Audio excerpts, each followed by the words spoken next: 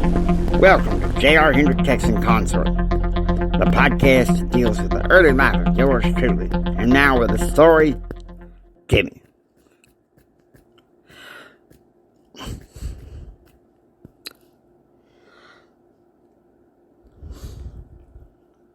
It's 4 a.m. J.R. wakes up and turns on the radio with his headphones. The Blake Carter Minute is on, and he's talking about the virtues of the conservative movement and the failures of the Clinton policies, and as well as Whitewater. He goes across the room to the refrigerator in his desk. He pours a glass of lemonade and mixes it with ginger and puts it in the microwave. This ginger lemon tonic he learned from his grandparents when he was a child, suffering from mild asthma.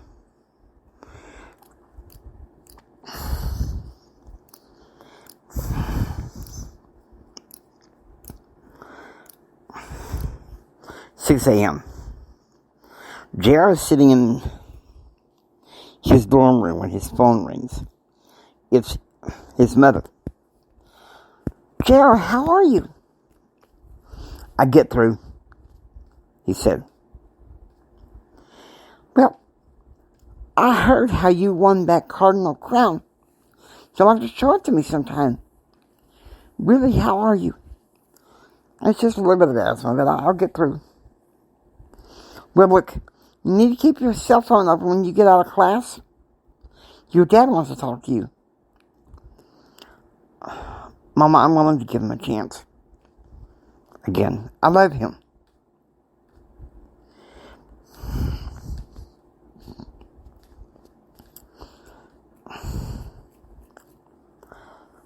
"12 p.m. Central. In Washington, D.C. In Washington, D.C., Jim sits dejectedly at his desk. Laura Roby had canceled their picnic lunch, so he eats lunch at his desk. He had also tried to call Claude, but once again, true to form, Claude was not available. "Frick, Claude. I got plenty of people to hang around with in D.C. Blake Carter, Bernard Britley. I'm fine." 12 p.m. Central. J.R. is working at his desk at the Center for the Visually Impaired, working on a fact sheet when his cell phone rings.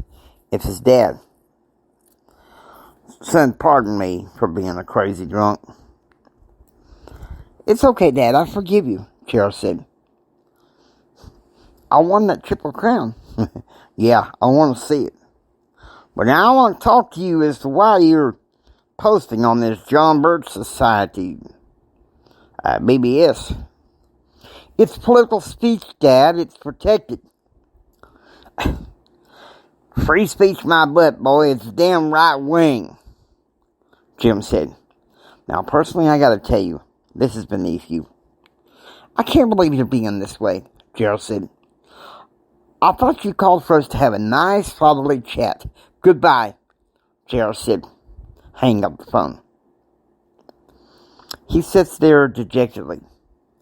He was having a bad day enough as it is, and now he was having issues with his father. 2 p.m. Central.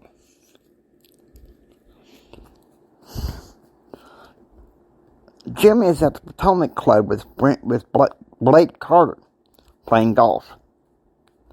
He was apparently winning, but he was complaining about his day. He was complaining about his fight with Betsy and his fight with J.R.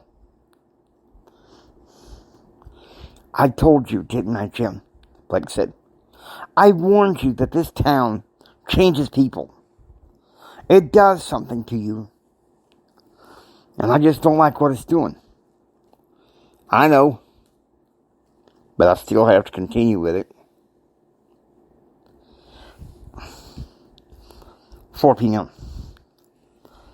JR is studying his textbook. The debate practice mentioned at the waffle breakfast at the Spirit Club had been moved to 8 p.m. So he figures he would study his business and professional speech textbook for Friday's exam.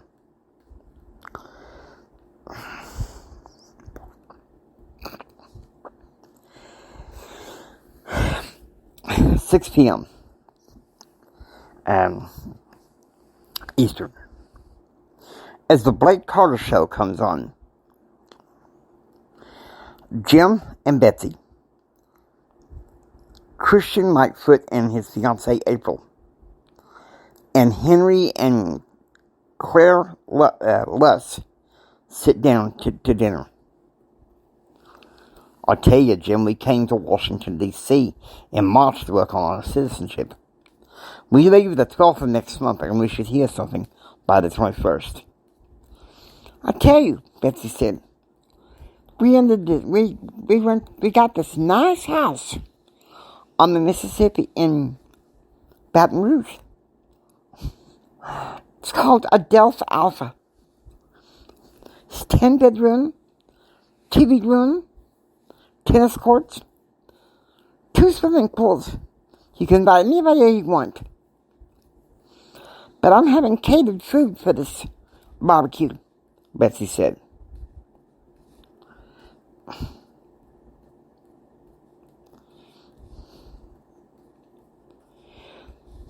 I hear that you're inviting your son up here this summer. Yeah, I'm coming, Henry Luss said. Yeah, I'm going up there in May to see my second cousin graduate and to see my son JR. I want to bring him home to the ranch for a few weeks. And then I'm going to zip on over on the plane early June to Baton Rouge in time for the wedding party. And then I figured maybe we would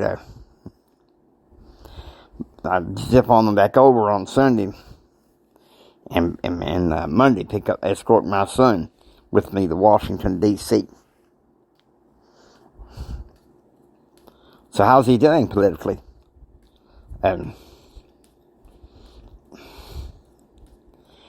Christian asked. I hear he and cousin Joe are going to be a speechwriter. Yeah, Joe's a moderate. I don't have to worry about that so much. It's my son JR I'm worried about. He's up there in that college reading right-wing books.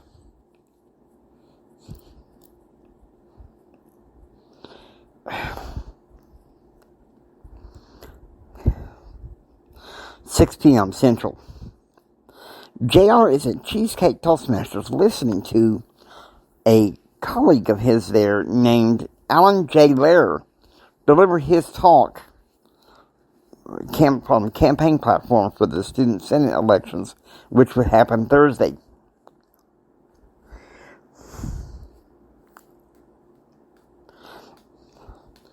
An hour ahead in Washington, D.C., Hendrick party moves to the front lounge, and Betsy lashes out at her husband.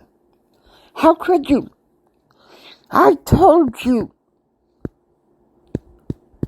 Stay out of interfering with our son's political life.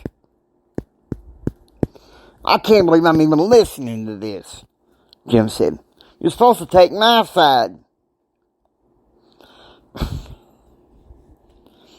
Jim, Betsy, come on, don't lose your tempers over this. Guys, stop. Stop and think about this. Jim, 6 months ago you were in the UK with me. You were telling me about how much you missed your wife and wanted to be with her and family.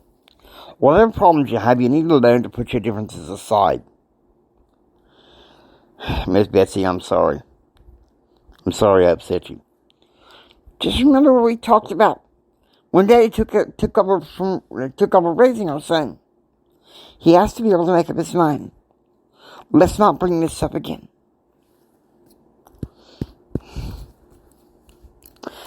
"7 p.m. Central. In the law school courtroom in Lubbock at Texas Tech, JR is throwing himself into the debate practice. He is sparring with Junior Carolyn Seif, who is also campaigning for the student senate.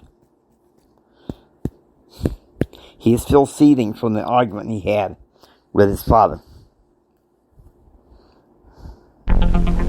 Hope you enjoy listening to the J.R. Hendrick Texan Night. If you like what you hear, please subscribe, become a part of the adventure. Stay tuned and enjoy. Look forward to the rest of the story. It gets better from here. Now take care now. God bless you.